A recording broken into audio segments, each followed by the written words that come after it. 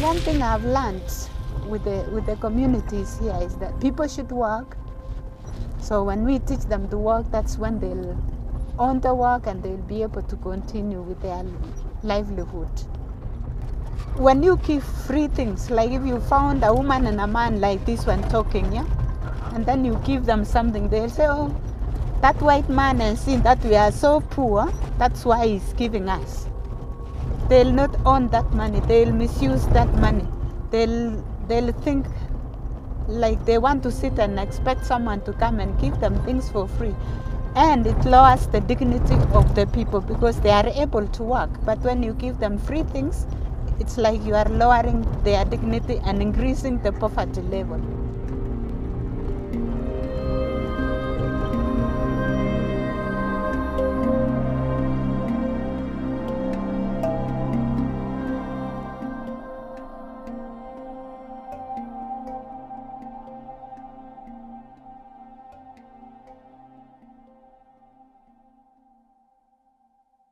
Let's start with relief and rehabilitation and development. So we've got a picture here, and you can imagine that this is a picture of our person, and this could be a person anywhere in the world, quite frankly. That person is at a particular level of poverty or of poverty alleviation. They're at some level that's kind of their baseline. But then the earthquake hits. A crisis happens. And that person is being plunged downwards into poverty. Relief is the appropriate intervention. Relief is an attempt to stop the bleeding. But once the bleeding has stopped, you then enter into what's called the rehabilitation phase, trying to restore that person in Haiti to where they were before the earthquake hit. And then finally, development is this last phase. It's walking with that person across time in ways that help them to move beyond where they were before. So relief and rehabilitation and development. Now, as I have that diagram up there, I have one concern, and that's this. It is not the case that most poor people that you are working with are coming out of a crisis. It's not the case that every single poor person is going to go through these phases of relief and rehabilitation development. Most people that you're going to work with, either at home and abroad, are actually not coming out of a crisis. They don't need relief or rehabilitation. They're simply at some level, and they need you to walk with them across time in ways that we would call developmental. And so that's actually the situation that most people are in with whom you'll be working.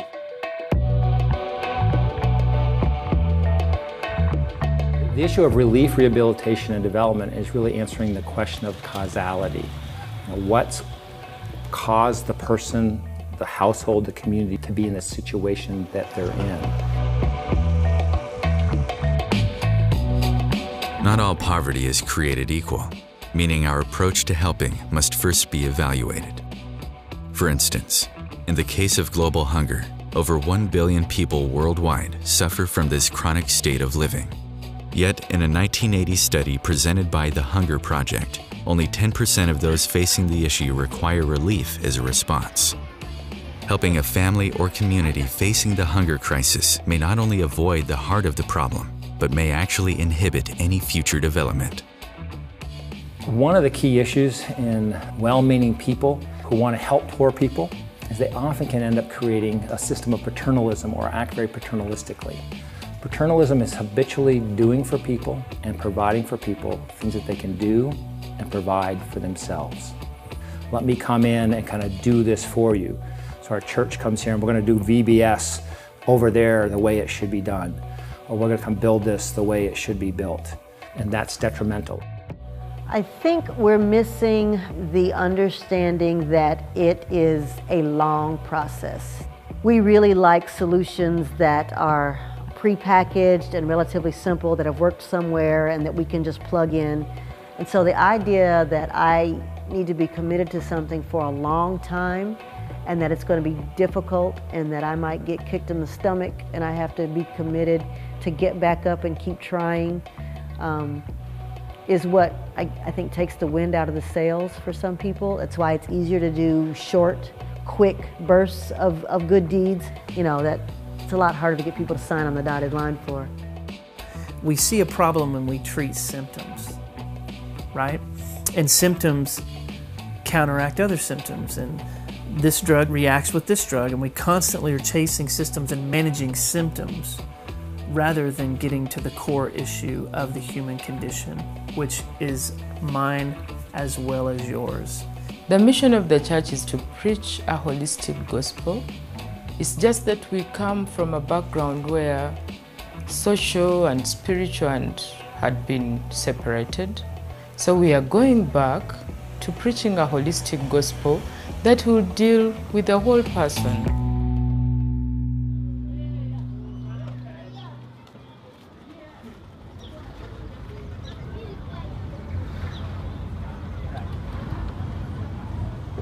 Part of my background has poverty within it. Personally, I grew up in this type of a life. I've slept hungry at some stage, I've lacked school fees at some stage, and therefore when I come to a context like this, when they talk, I can connect. So that's what really pushed me into this type of engagement.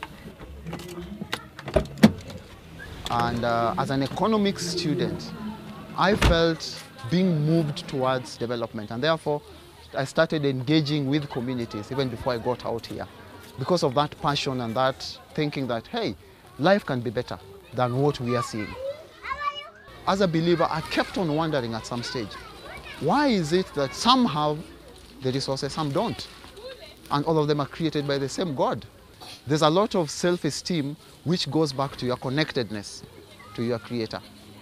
So for most of these guys, the first stage we take them through, even in business, is not directly into business training. It's helping them to deal with their hearts and transform that from within. And later on we discovered actually trying to work with the people and going directly into businesses, that it's not working. Give money to people to start businesses, you come a month later, there's nothing. What they did is just increase their consumption.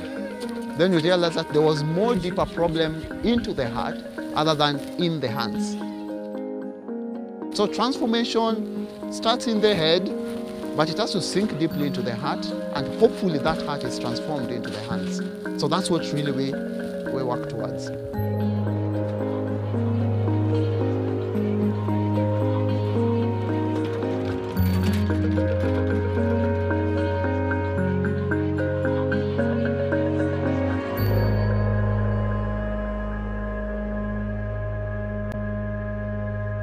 Now, the key dynamic in development work is promoting an empowering process.